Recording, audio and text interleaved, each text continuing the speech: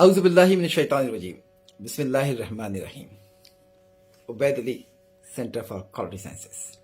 السلام علیکم. جوہی عبید. آج 17 فروری 2023 ہے، جمعے کی شب ہے، اور انفارمل گفتگو کے ساتھ ہم دونوں حاضر ہیں اپنے گھر سے.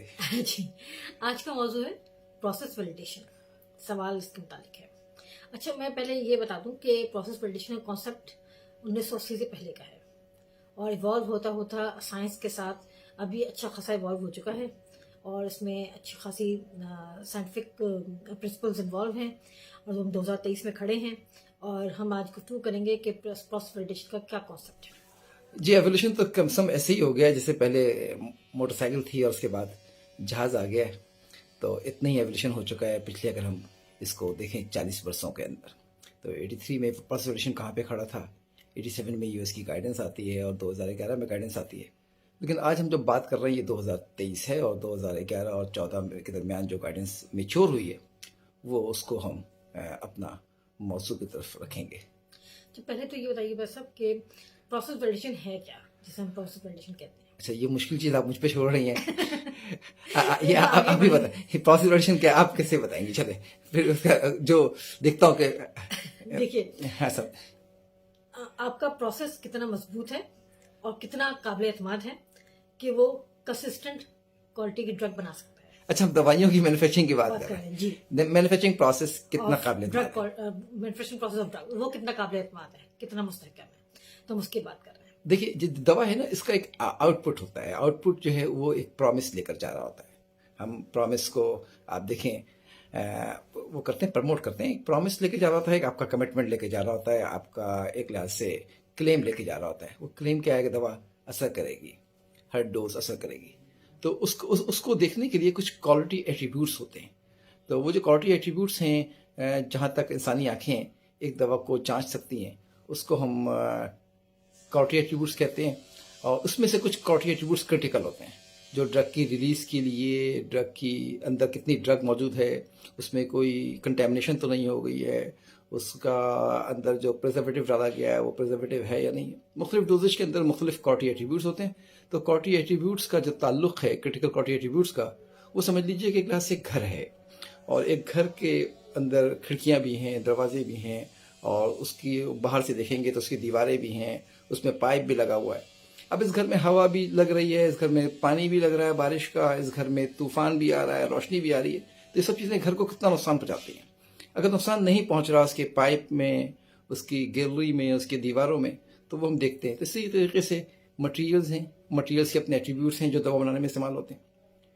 اسی طریقے سے پروسیسنگ پیرامیٹرز ہیں جو دوا بنانے کے درمیان مختلف پروسیس استعمال ہوتا ہے. تو وہ پروسیسنگ پیرامیٹرز اور جو آپ کا مٹیریل ایٹریبیوٹس، یہ دونوں کتنا نقصان پہنچاتے ہیں کرٹیکل کوالٹی ایٹریبیوٹس کو.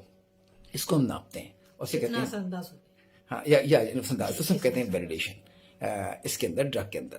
تو پہلے چلتے ہیں آپ کو مزید کانسیپٹ جو پہلے تھا وہ یہ تھا کہ اب 3 بیچز پر کر لیجیے ویلیڈیشن کر لیجیے. لیکن اب یہ کانسیپٹ نہیں ہے. اب اگر ہم بات کریں تو 3 سٹیجز میں ہم بات کرتے ہیں کہ پروسیس ڈیزائن سٹیج ہوتا ہے، جس میں ہم نالج جمع کر رہے ہوتے ہیں اور سمجھ رہے ہوتے ہیں، اور اس کی بنیاد پہ اسٹریٹجی ڈیولپ کر رہے ہوتے ہیں. کتنا ہم پروسیس کو انڈرسٹینڈ کر رہے ہیں، کتنی ہم پروڈکٹ کے بارے میں معلومات اکٹھی کر رہے ہیں. جو ہم نے بات کی کہ کرٹیکل مٹیریل ایٹریبیوٹس کیا ہیں، پروسیسنگ پیرامیٹرز کیا ہیں، مینوفیکچرنگ پروسیس کیسا ہے، یہ سب معلومات جمع کرتے ہیں، اور اس کی بنیاد پر جو ہماری انڈرسٹینڈنگ ہے اس کی بنیاد پہ ایک اسٹریٹجی، حکمت عملی بناتے ہیں تاکہ اسے قابو میں رکھ سکیں. تاکہ اسے قابو میں رکھ سکیں. یس. اچھا، میں ایک اور بات بھی یہاں پہ آپ سے کہہ دوں کہ جو سب سے اہم معاملہ ہے نا، وہ ہے نالج کا. یہ جو ہے نالج جمع کرتے ہیں، نالج کو انڈرسٹینڈ کرتے ہیں. یہ نالج جو ہے نا کہاں سے آ رہی ہے؟ انفارمیشن سے آ رہی ہے. یہ انفارمیشن کتنی ریلائبل ہے، یہ انفارمیشن کتنی انٹیگریٹی کی ہے، یہ بہت اہم بات ہے. اس کو کسی اور موقع پہ ڈسکس کریں گے. انفارمیشن کا تعلق جو ہے وہ ہے ڈیٹا کے ساتھ. یعنی یہ ڈیٹا جو آپ جنریٹ کر رہے ہیں یا کہیں سے لے رہے ہیں وہ بھی ریلائبل ہونا چاہیے، انٹیگریٹی کا ہونا چاہیے. انٹیگریٹی کا ہونا چاہیے. تو یہ تو ہو گیا ڈیزائن اسٹیج. جی. سیکنڈ اسٹیج ہے پروسیس کوالیفیکیشن کا. اب جو نالج آپ نے پہلے اسٹیج سے جمع کی ہے، اس کو دیکھتے ہوئے، اس کو سامنے رکھتے ہوئے آپ نے فیسلٹی ڈیزائن کر رہے ہوتے ہیں، اور آپ کی جو مینوفیکچرنگ فیسلٹی ڈیزائن کرتے ہیں، اور آپ کی جو مشینیں ہیں، اکوپمنٹس ہیں، اور جو آپ کی یوٹیلیٹیز ہیں جس میں ہوا ہے، پانی ہے، آپ کی کوئی گیس سپلائی ہے، اگر وہ تمام چیزیں، تو ان کو آپ کوالیفائی کر رہے ہوتے ہیں. اس کے بعد آپ मैन्युफैक्चरिंग कर रहे होते हैं, प्रोसेस मतलब मैन्युफैक्चरिंग कर रहे होते हैं कमर्शियल स्केल पे, प्रोसेस की परफॉर्मेंस देख रहे होते हैं और उसे क्वालिफाई कर रहे होते हैं। तो ये सेकंड स्टेज कहलाया, ये कहलाया हमारा process qualification stage. Process qualification stage, यहाँ पर हम कंट्रोल जो है वो मेंटेन उसको देख रहे होते हैं, जो आपका कंट्रोल स्टेज, जो आपने नॉलेज जमा की है।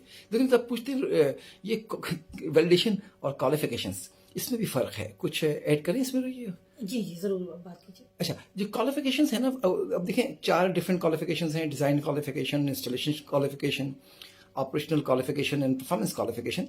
किसी मशीन को के ऊपर एतमाद, भरोसा बिल्डअप करने के लिए हमें 4 क्वालिफिकेशन करनी पड़ती थी, और ये चारों क्वालिफिकेशन हो जाए तो फिर उस मशीन को हम कहते थे कि ये वैलिडेशन हो गया, इसका मशीन वैलिडेट हो गई।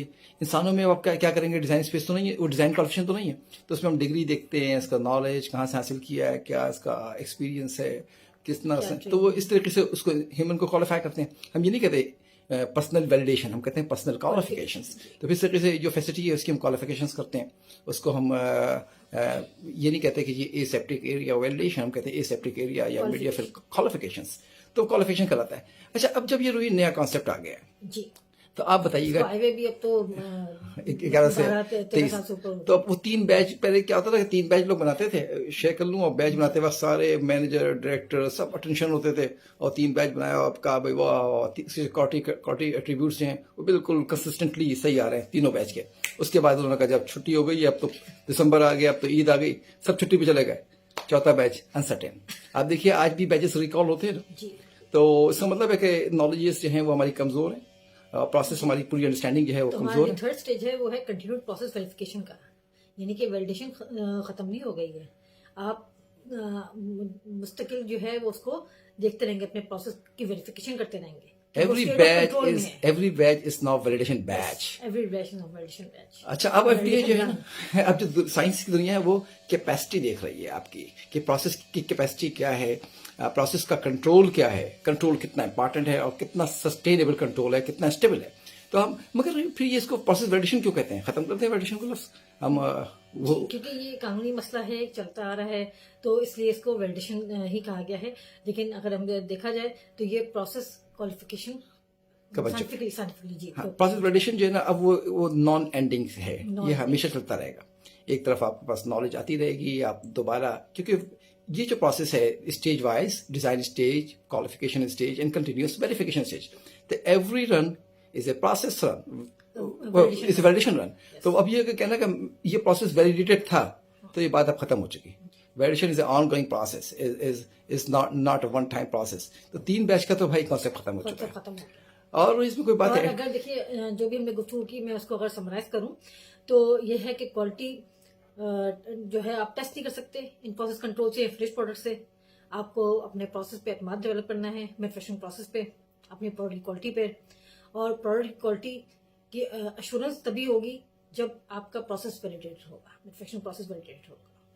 आखिरी बातें मैं भी कर लूँ ऐसे ही कि जी Q8, Q9, Q10 पर तवज्जो दीजिए, स्ट्रांगली तवज्जो दीजिए, और इनके से एसोसिएटेड मामला जो डॉक्यूमेंट्स हैं उसको देखिए। एक बहुत बड़ा टॉपिक है, बहुत कम टाइम में हमें कवर करना होता है, 10 मिनट हम रखते हैं अपने लिए। तो अच्छा, एक और भी सवाल लोग बाबा करते हैं कि आप अंग्रेजी में क्यों नहीं बात करते हैं? भाई पहली बात तब से है कि इतनी अंग्रेजी हमें आती नहीं है, मुझे तो नहीं आती भाई, मैडम अंग्रेजी मीडियम की हैं को। तो हम, अच्छा दूसरी बात ये कि जो अंग्रेज जिनको ज़रूरत है ना, हमारे यहाँ वो उर्दू मीडियम के लोगों को ज़रूरत है, और जो अंग्रेजी जो लोग यहाँ पर हम खामोखा एक दूसरे लोग बैठकर अंग्रेजी बोल रहे होते हैं, हम दोनों उर्दू समझ सकते हैं, तो why we are speaking in English, this is a question. ये फिर जिन लोगों को ये आप चाहते हैं कि बाहर के लोग सुने, तो उनका जो नॉलेज बैंक है ना, उनकी लाइब्रेरी जो है वो जरखेज़ है, वहाँ पे बांझपन कोई नहीं है, तो उनके पास बहुत कुछ मौजूद है। आवर ऑब्जेक्टिव इज टू हम अपने लोगों तक पहुँच सकें और अपनी ज़बान में गुफ्तगू कर सकें, और आसान अल्फाज में कर सकें ताकि लोग समझ सकें, और अगर कोई गलती है तो हमें ज़रूर बताइएगा ताकि हम अपने आप को इम्प्रूव कर सकें। We do care for the precision, we do care for the accuracy of the informations and the integrity of the informations. Thank you very much. अल्लाह ताला मेरा, आपका, हम सबका हामी नासिर हो। बहुत अल्लाह शुक्रिया। हाफ़िज़।